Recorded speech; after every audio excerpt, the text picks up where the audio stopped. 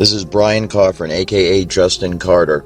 I'm a security industry specialist who worked for a private security company in Seattle, Washington. I am no longer employed by this company. I chose to leave because I could no longer in good conscience work for a corrupt company that is involved in a highly illegal federal program that is blatantly violating the constitutional rights of American citizens on a daily basis. The military, they pioneered the internet, DARPA, and now they are pioneering our interface to our brain. For that, we really need to measure every neuron and at appropriate speeds and long periods of time. And that's what the Brain Initiative is about. They asked us to go and measure the activity in a living brain and map exhaustively the wiring diagram of every neuron connecting to every other neuron. And we're, as part of the Brain Initiative, thinking about the Rosetta Brain, where we're not picking one particular winning technology. We're trying to stimulate new innovative technologies and to integrate them all into one brain and do that over and over again in different brains, in different pathological settings in humans. And then from there, IARPA wants us to deliver the brain up to the cloud. So this is a 40 gigabit per second brocade switch to the Internet 2 infrastructure. So this is like the fast internet.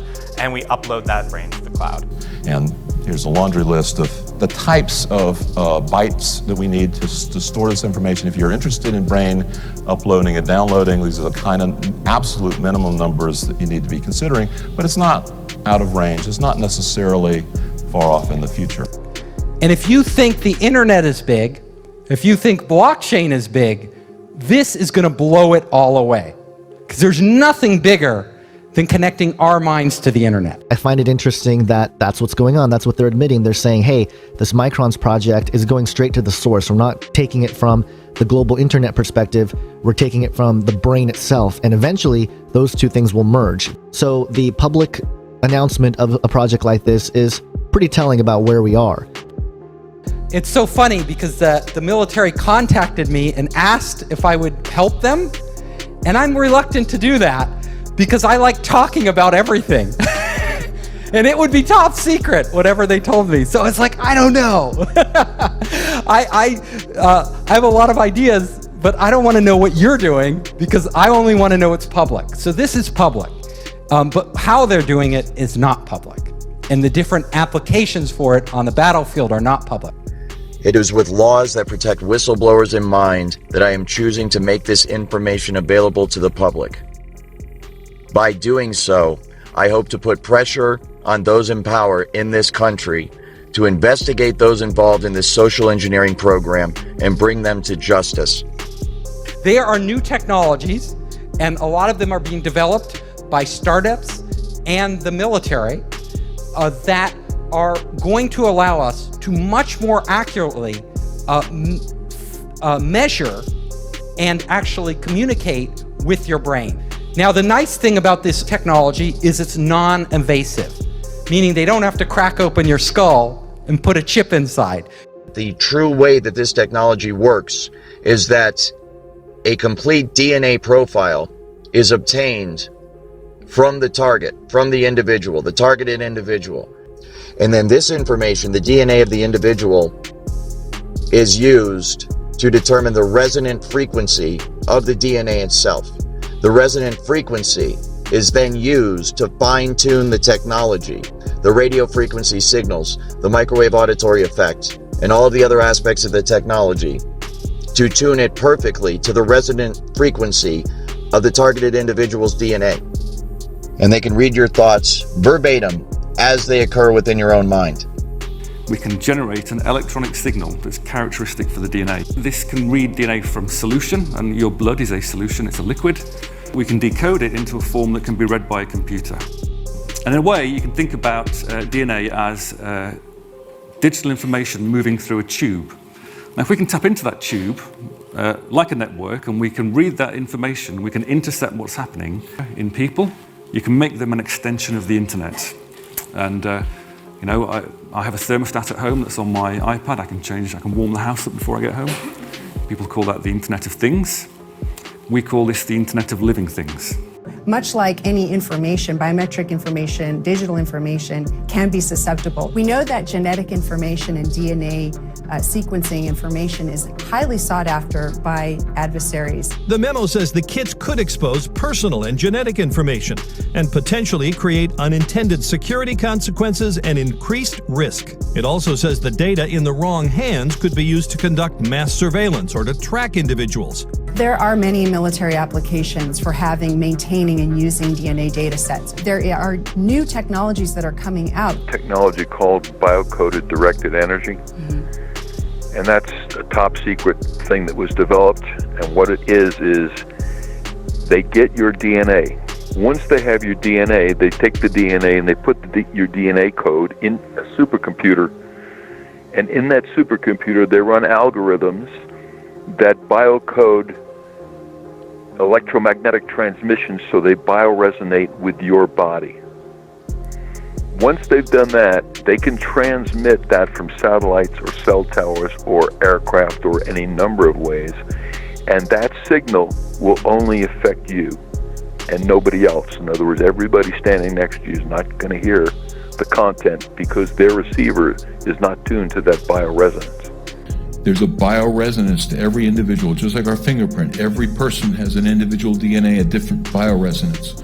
And so the original Stockland patent is on my website, where Stockland was able to go voice to skull with pulse transmissions in 92. And then after the rest of the development went black ops. We don't really know what happened after that. We knew we could put voices in group people's heads.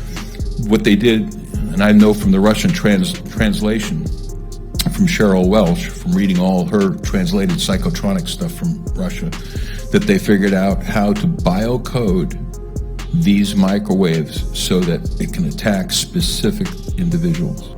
They basically analyze your DNA and they then use supercomputers to encode the signals. And you basically convert DNA information into ionic information into computer information. So that's going from DNA to ions, but for the brain, we're interested in the opposite, going from ions to DNA. We have the ion channels that are going through the spiking, or in some cases, the non-spiking behavior. It's influencing the fidelity of the DNA polymerase so that the time series of the calcium, say, turns into a spatial series of changes in the DNA sequence, which you can then read out or compute on.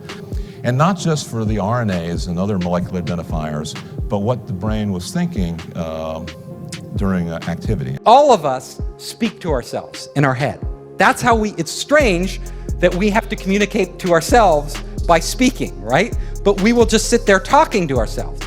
So as we are talking, there's a certain pattern for every word we say. What they're doing is looking at the pattern in the brain, and then they're matching that pattern, they're putting that into a database. If you think of those words, and the beauty of this is most of the words in the dictionary we don't say, but a subset of these words, actually a small subset, we use all the time. So if you can match the patterns in somebody's brain to the patterns in the database, you can literally start to read their mind. Every time a word comes up, you know it. Oh, that word came up for that individual. Now, will the patterns be identical in every person? Probably not, though the information will be stored in slightly different places. But it wouldn't take long for you to train a machine to read your mind. Now, that's just the beginning. They may be able to have algorithms sophisticated enough, and they get enough samples, enough data, that the AI could actually learn over time what the general rules are for different words, and then you could apply it to anybody. Without verbalizing anything, you could literally start to communicate with other people. So my lecture, we could all be standing here silently.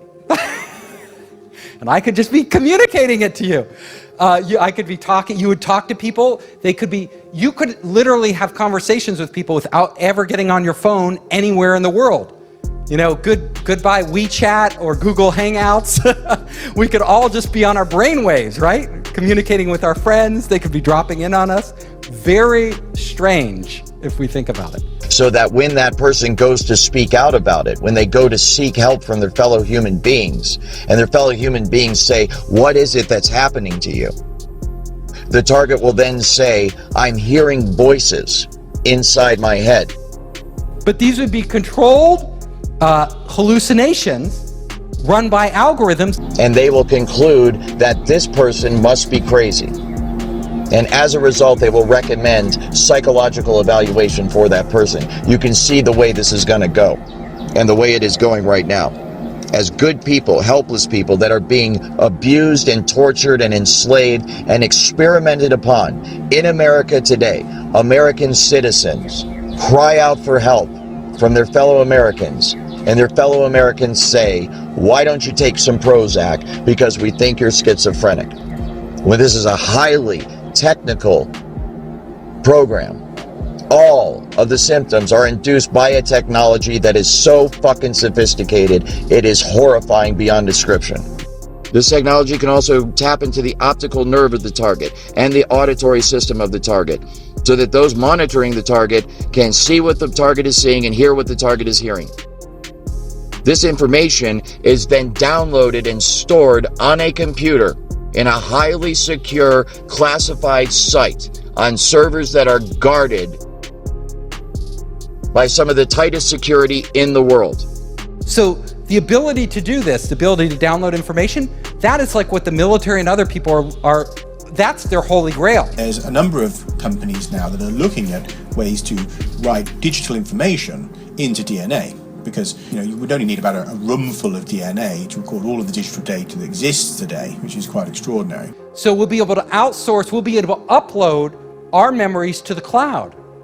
So let's say you don't want to, you want that memory forever, right? You're like, it's automatically probably being stored in the cloud for you without you thinking about it. Just like these automatic backups on your computer, everything, there's a copy and there's redundancy and there's like many versions. And so your experience, you could access it later. This results in the individual's entire day, everything they see, everything they hear, everything they experience, and everything they feel being recorded till the end of time. Within the brain, there are tiny structures called microtubules, right? If you think of these as straws, but they're straws through which flows light. And in fact, photons of light known as biophotons. And that each one of these is a package of information that flows around, these tiny structures in the brain.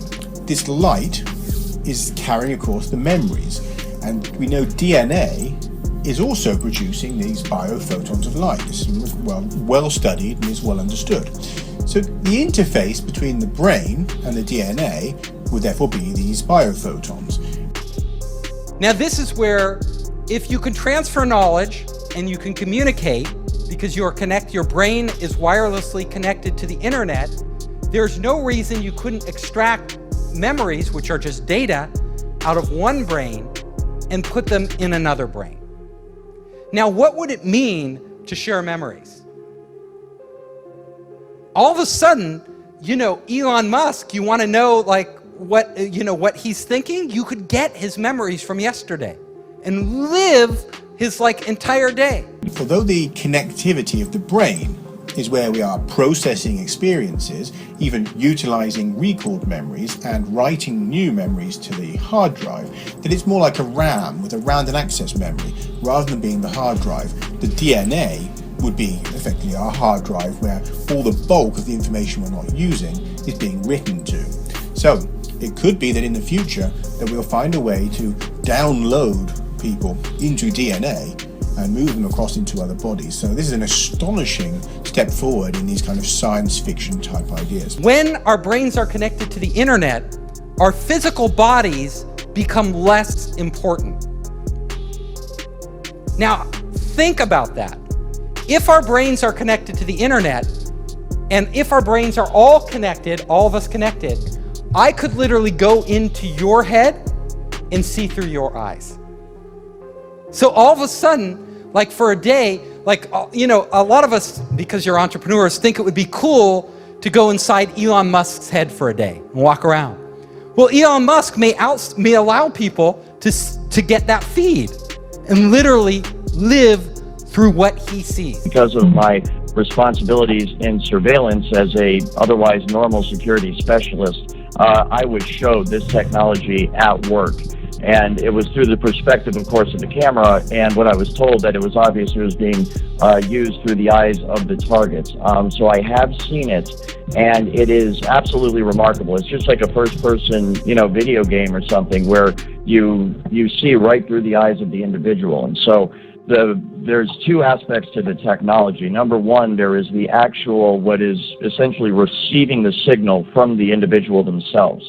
And that signal, it goes on within the human mind. I'm not going to get into exactly how the entire human brain works, but basically those optical signals are interpreted by the brain, and then you perceive them as vision. You perceive them as pictures and so forth, but this is all electrical signals within the brain. And so the exact same thing, the data is taken in through the eyes, and then your brain renders it in a visual form that we know as sight. The exact same thing happens with the computer. The data is sent to the computer, then it is rendered in the form of a picture that people can look at. As far as I'm aware, it's real time. There may be a second or two delay, but it is as it is happening. They can actually see through the eyes of the target. It's done all remotely. And that is rendered, of course, in essentially real time on a computer screen. And then it is to the point where it's so accurate, you can actually see the individual pores on someone's face.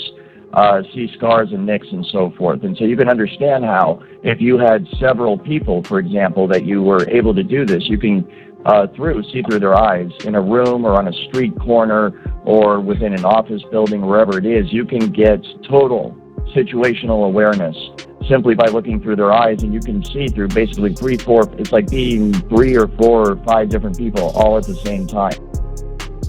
The next thing that is really interesting is, everybody's talking about augmented reality and VR right now. If you've taken any drugs like LSD, suddenly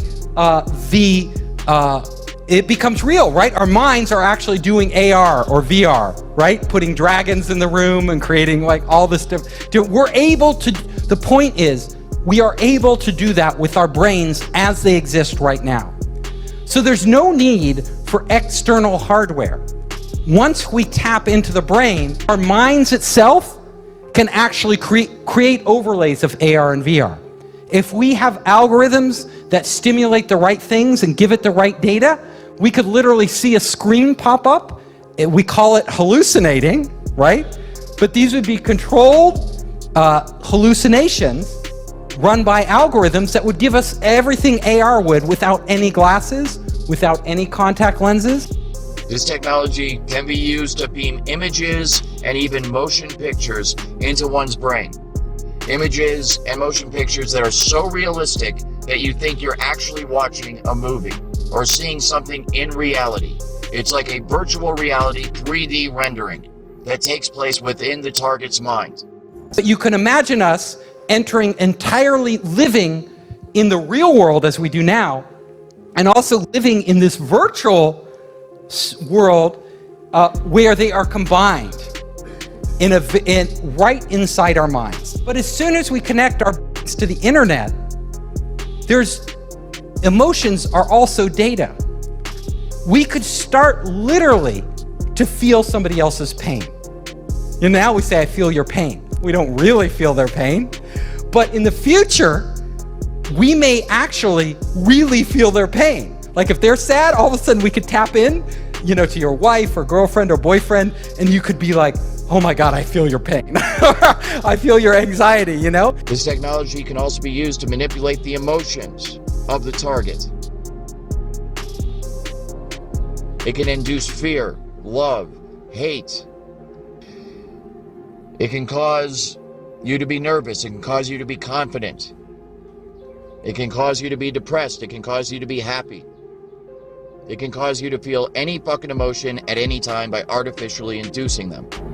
So, like any technology, there are great things we could do, and then there are very horrible things that could result from it that are unanticipated. Now, if somebody hacks into your cell phone or your bank account, they can steal your identity. But it's not your real identity. It's more like your money. And that's bad enough, right? That's pretty bad if you get hacked and they steal your, they do identity theft. But if they're connected, if your brain is connected directly to the internet, then it will be real identity theft. They could take you. They could literally erase you. They could reprogram you in a way without you even knowing it.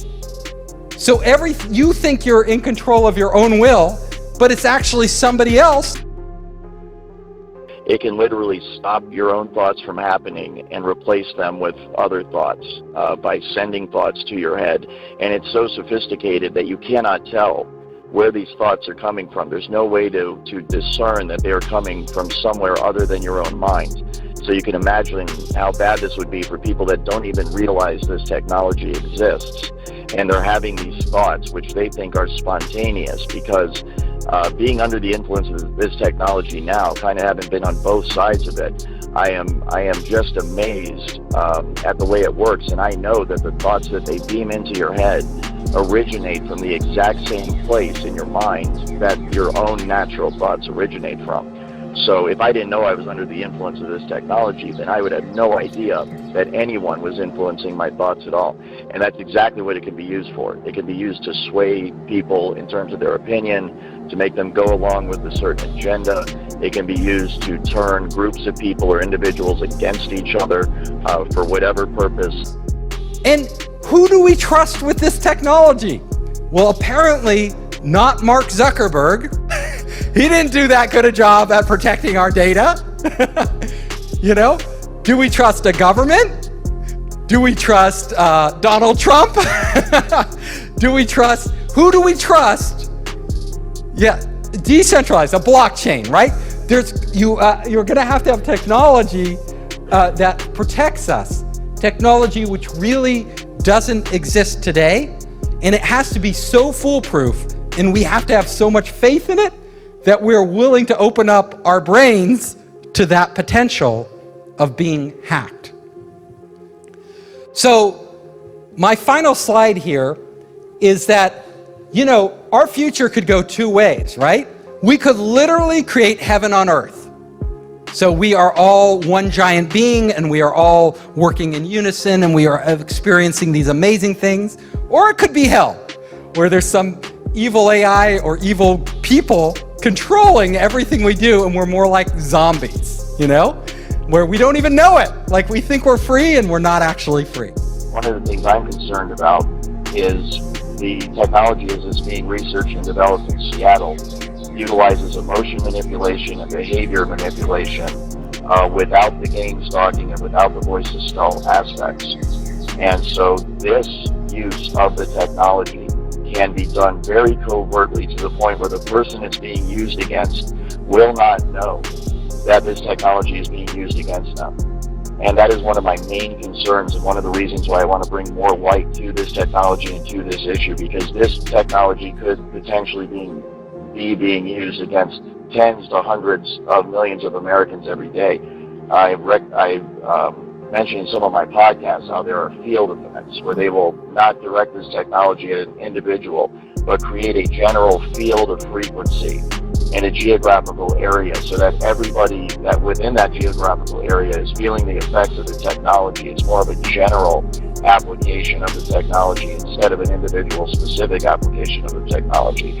But when you consider that use of it and the fact that it is used for emotion and thought and behavior modification, then we could potentially be looking at many, many millions of people across the country that are under the influence of the technology today, right now.